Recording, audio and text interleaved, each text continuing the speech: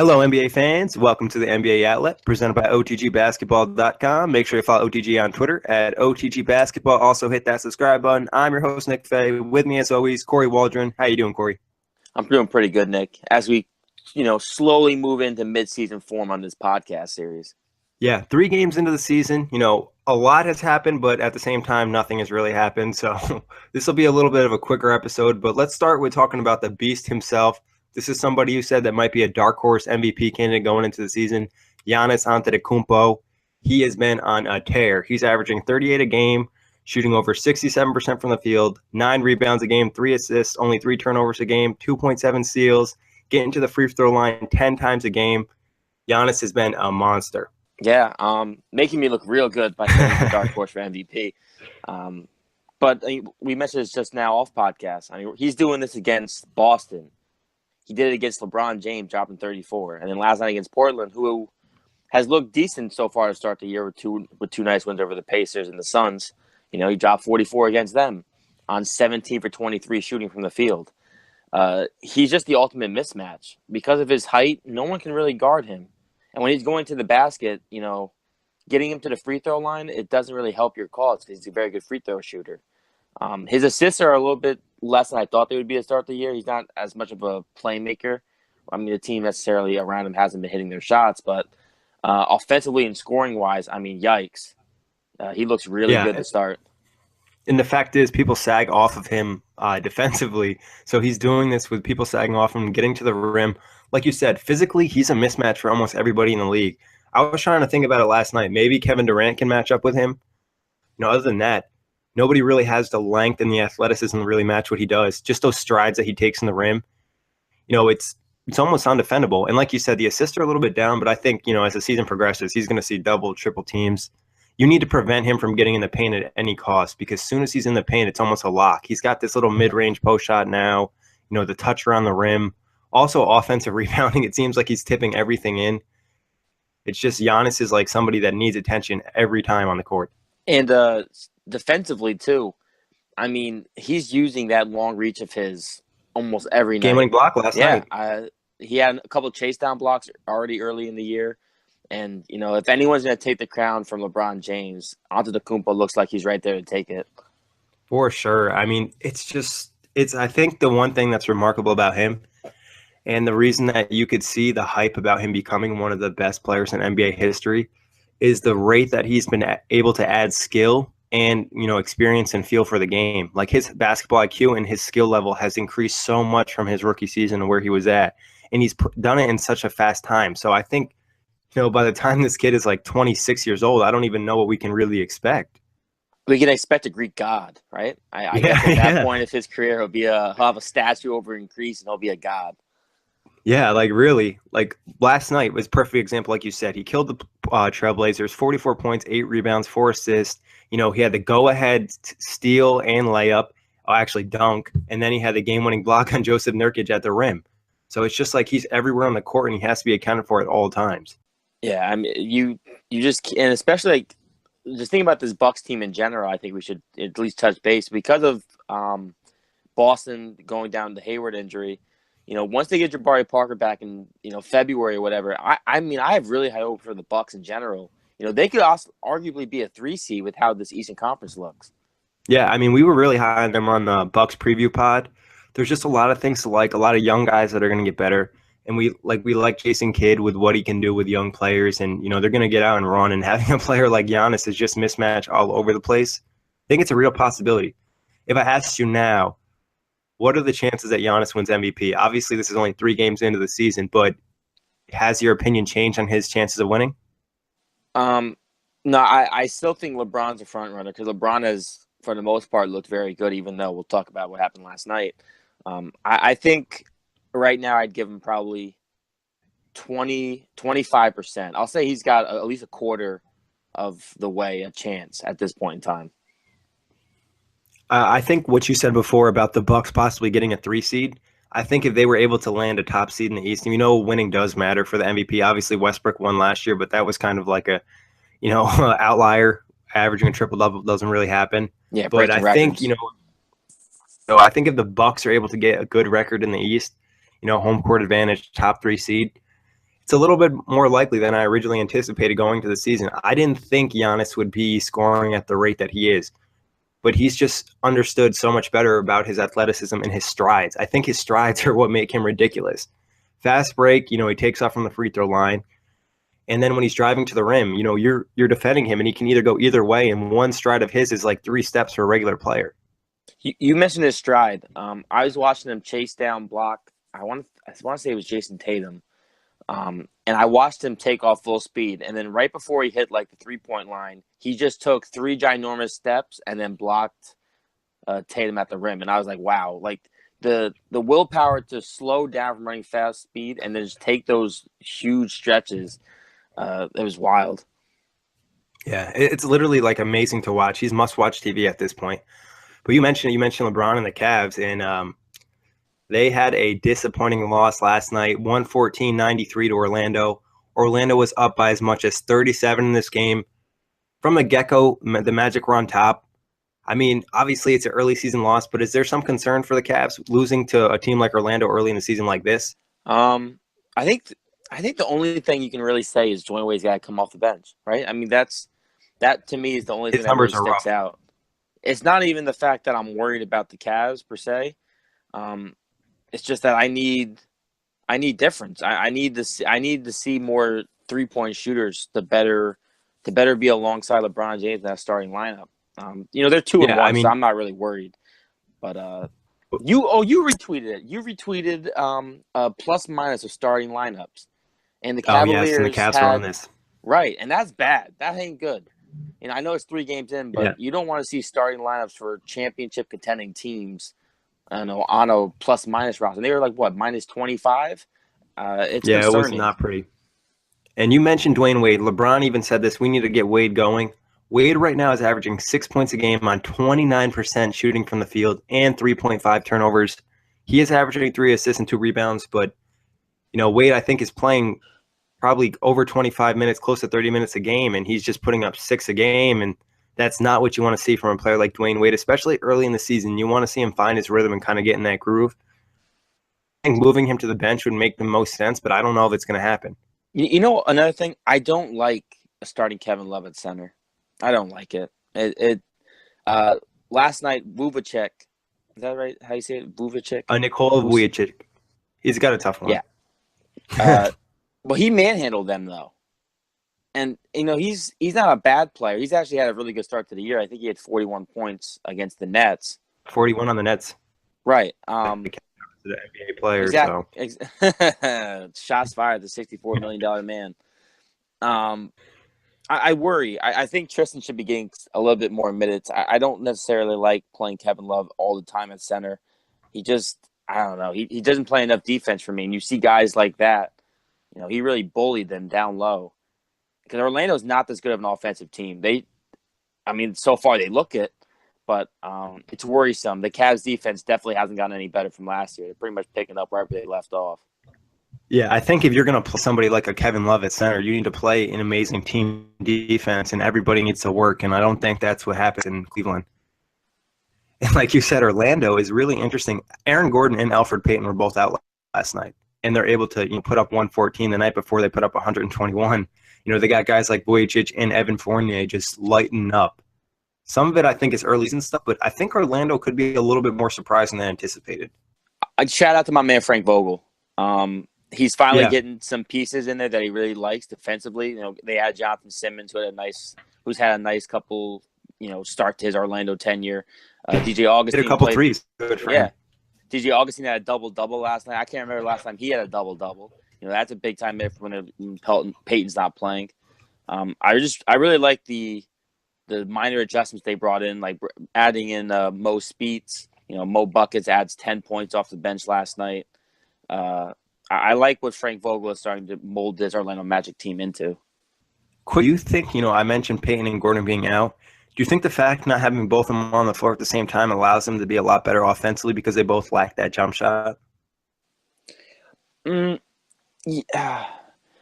I'm really not high on Aaron Gordon at all, so I'll say yes to him. I think he's very. Oh no, he sucks. I don't see the player everyone else sees. I see a guy who's a high high athletic dunker who can rebound, but I don't see anything abnormally special. And Elfrid Payton, I actually really like him.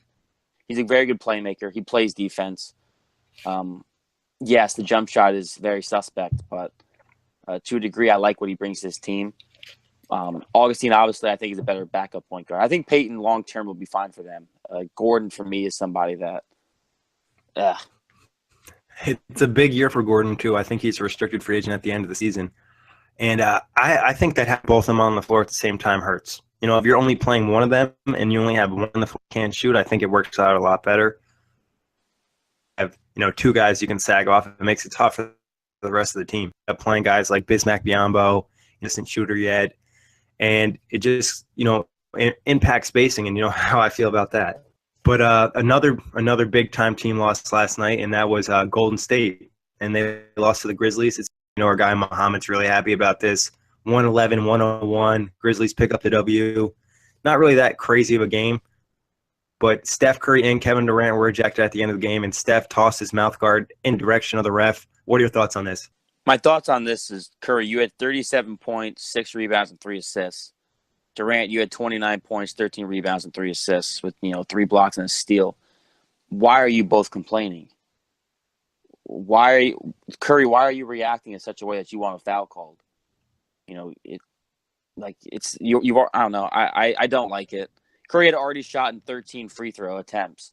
What are you complaining about? Because you didn't get one call you think you should have got. You got plenty of other calls. I don't like it. It bothers me. I don't like disrespect towards referees ever. Umpires in any sport, treat the referees with respect.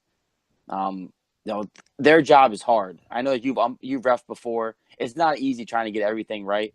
It's they do stressful. miss some plays. Exactly. I don't like that. And throwing a mouthpiece, that's disgusting. It really bothered me, actually. And then Kevin Durant throwing the middle finger up when he was walking off the court. Pointer finger. Oh, was it a pointer finger? Okay. He was trying to make the gesture to his finger like ring. Oh, okay. But, obviously it looks like a middle finger, and people are like, it doesn't matter, Kevin Durant. But, I understand. I think Curry kind of overreacted. I can see why he wanted that foul call, because obviously Mike Conley slapped the shit out of his wrist. But, you don't need to flip out and throw your mouth guard. It's not the finals. If something big happened in the playoffs and it really mattered, I understand frustration, but I think they were just kind of pissed they lost 2 games already. I didn't anticipate them losing 2 games this early in the season. And if Curry wants to be mad at anyone, be mad at Curry. You only played 30 minutes last night. Why weren't you on the floor more if you were being so effective? That's just another way I look at it. If Kerr plays him, 5 more minutes, maybe he has 45. They're not in this predicament. It just wasn't the Warriors just were kind of out of their flow. 17 turnovers, not a great shooting night. It just seems like Memphis does a good job of getting them out of their game. And I think that's probably another reason why I was mad, because they usually play Steph real physical.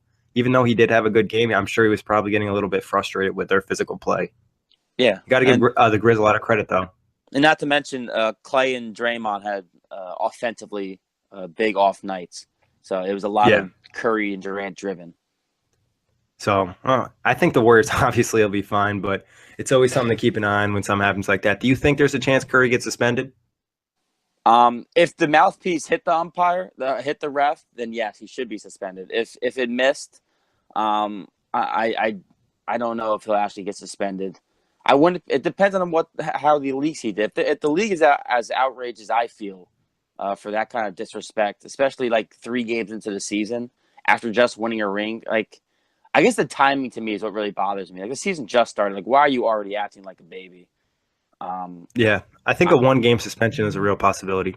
Yeah, I probably give him a game, especially Curry. Maybe not Durant, but Curry for sure should get at least a game. Some people were saying, Curry should get suspended 5 games and get $50K. No, I was like, wild. bro, you need to calm down. I obviously understand the Warriors' hate is a little bit high right now, but it's not like he punched the ref in the face. I think Rondo once pushed the ref and he only got suspended 2 games. Yeah. So calm down with all that nonsense. But obviously they'll be fine though. Yeah, they'll be fine. We know the Warriors. We saw them struggle start off last season, and look what happened. They're just gotta get they gotta work out some kinks. They were all summer partying. Just gotta work. China Clay. But another team that is really struggling, and this is might be the worst team in the league, and that's the Phoenix Suns. They've gotten destroyed 2 out of 3 games. The other game they lost to was the Lakers, but they had 2 losses by, I think, over 40 points. No defense whatsoever. I think bottom of the league in not only points per game, but also field goal percentage for your opponent. Are the Phoenix Suns the worst team in the NBA? They gave 124 points to the Trailblazers. They gave up, 132 to the Lakers. 132 to the Lakers, and then last night they gave up 130 to the Clippers. Yes, this team so far is a team that's allergic to defense. They don't. I haven't seen a collective unit try to play so bad on defense as the Phoenix Suns. It's almost like they're making it a point that we're not going to guard anything, and we want to get steamrolled.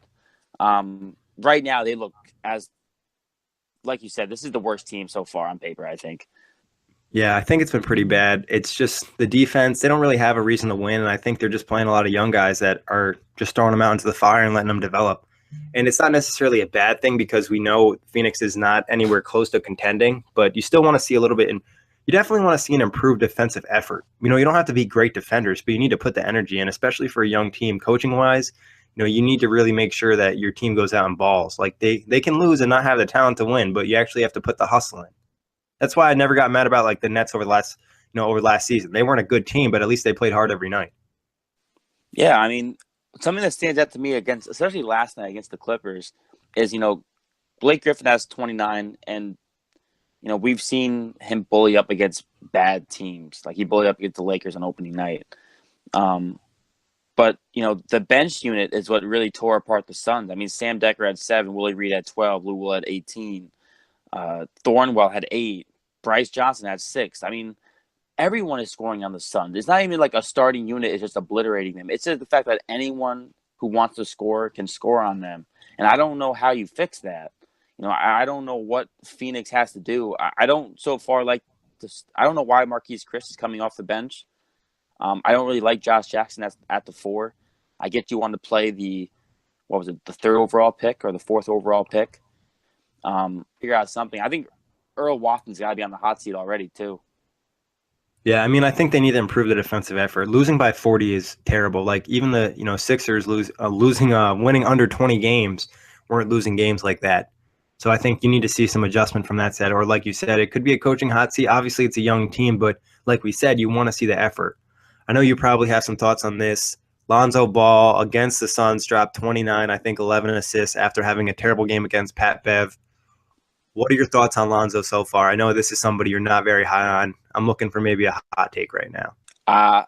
It was the Suns. That's all I gotta say. It was a very good bounce back performance after getting your face rubbed in the dirt by Patrick Beverley on opening night. He had to face a class A defender, top 5 perimeter guard in the league, and then you got to play against as you would like one of your gifs you sent in one of our group chats, a fire dumpster in the Phoenix Suns.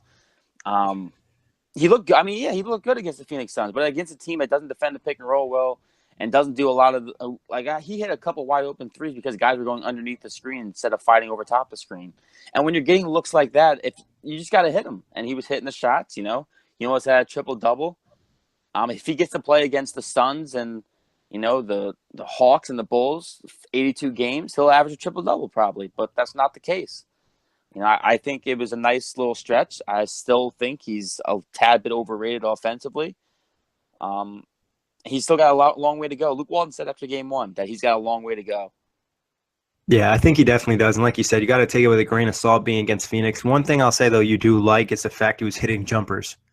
I think if he hits jumpers, he's going to be a lot better this season. If he's not hitting jumpers, the pick and roll is going to be almost worthless to him because they're just going to go under every time and not have to worry about his jump shot. But if he's hitting open threes, he's hitting jump shots, he's going to be a lot better. It's going to help the Lakers. And I think one reason he probably is going to struggle a little bit more than people thought is I think the Lakers are worse than people thought. I think going to the season, there was a lot more hype around the Lakers team in general, not just Lonzo. And people are starting to kind of die down on that and like, that good. We can't play any defense. Wait, Nick, you mean they're not going to be a playoff team? No, Kory, I'm sorry to break all those hearts out there, but the Lakers are not going to be a playoff team. Damn, devastating. They do play the Pelicans tonight, though. I'm interested to see how Lonzo looks against Jrue Holiday and having to try and drive when he's got DeMarcus Cousins and Anthony Davis lurking in the paint.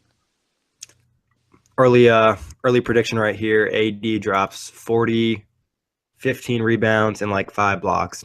And he'd have to play the full fourth quarter. Yeah, and I'll say DeMarcus Cousins drops 27, 12, and 3. Yeah, I think it's just a terrible matchup for the Lakers. Like, Brooke, I love you, but you're not going to be able to defend AD or Cousins. Julius Randle, you'll maybe have a chance, but most nights against power forwards, but tonight you're facing the best big man combo in the league. It's a shame they don't have any perimeter scorers because that game against the Warriors, the entire game, I don't know how much you watched of it, but you could just see the desperate need for three-point shooters, especially late, because you can't just keep driving when you're down by 7 with like 2 minutes to go. It doesn't really work out. Ironically enough, I was watching the Warriors and Pelicans on the way home from the Nets home opener, and I think last year I was doing the same thing because I feel like they played early in the season last year. They obviously didn't have Cousins, but the Warriors and Pelicans always seem like they got that first week matchup. But moving on from the Suns, we got a quick little guessing game for you, Kory. Just to kind of keep every up to date on what's going on this season. I'm going to ask you who had the most assists in a game this season, and you just tell me your guess, and then I have the real answer. So most assists in a game this season. Russell Westbrook was 16. Correct. All right, Kory, you're starting off hot. Most steals in a game this season. Give me 2. There's 3 guys tied at the top. You can give me 2 out of the 3. Do I have to say how many steals they had, or just say the player? No. Oh no, they all have the same amount. They're tied for the most. Okay. John Wall, Antetokounmpo, and who else could have 4 steal or more? We mentioned him on this pod already. Quick mention of him. Lonzo. Nope, close. The guy that was guarding Lonzo on opening night. Patrick Beverly. Come on. I knew that. Jimmy Butler also, and then surprisingly, Steven Adams, 5. I think Adams had 5 against the Knicks on Thursday night. Oh, those are the 3 players? Damn, the Adams. Yep. That was tough. Most blocks in a game this season. 2 guys have this. DeMarcus Cousins. Yep. And Whiteside? Nope, Durantula. Oh, Durant, damn. Most points in a game this season. This one's pretty easy. Antetokounmpo. Yes, 44. Most threes in a game this season. Ooh. This one's a little surprising. There's 2. One's really surprising. One's surprising. The other one's just what you would expect. Paul, no, it can't be Carmelo. I'm gonna say Melo anyways because this is a tough one. The other guy is someone that's always in this category. Oh, Curry. Clay. Damn, it had to be a Warrior. The minute you said that, I knew it was a Warrior. Yeah, Clay and Robert Covington. But that wraps it up for today. Thank you, everybody, for listening. Kory, thank you for hopping on. And as always, you can find us on iTunes, Blog Talk Radio, YouTube, and otgbasketball.com. Enjoy your week.